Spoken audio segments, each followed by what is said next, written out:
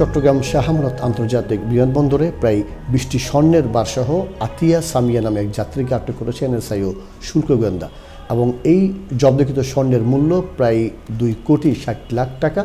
এবং মূলত আজ সকাল ৯টা ২৫ দুবাই থেকে একটি ফ্লাইটে করে অর্থাৎ বাংলাদেশ বিমানের একটি ফ্লাইটে করে তিনি চট্টগ্রামে আসেন এবং এই সময় গোপন সূত্রে খবর পেয়ে তারা ওই ফ্লাইট অভিযান চালায় এবং সেইখানে সিটের নিচে বিশেষ কায়দায় ট্যাপ দিয়ে মোড়ানো অবস্থায় লুকিত ছিল এসব স্বর্ণগুলো এবং পরে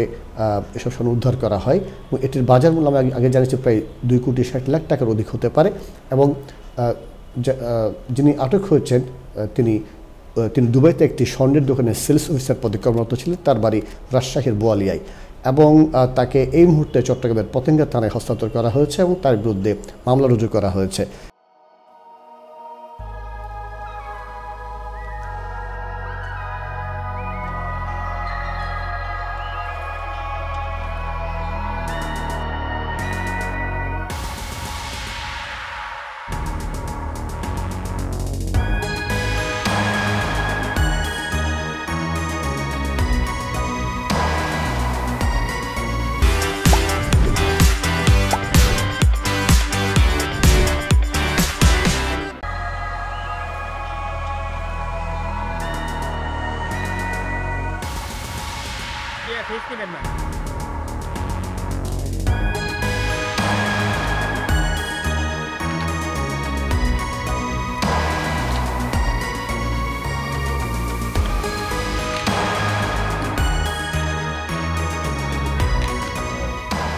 এবং একই সাথে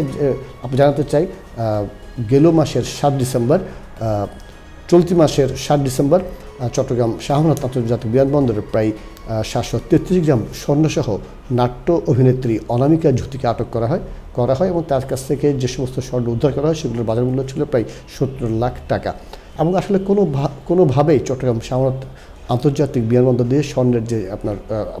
স্বর্ণের চালান সেটি আসলে আপনার ঠেকানো যাচ্ছে না এবং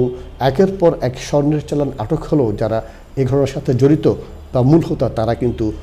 বরাবরের ধরাছোঁয়ার বাইরে রয়ে গেছে। তো এই ছিল আমার কাছে চট্টগ্রাম থেকে খবরাখবর।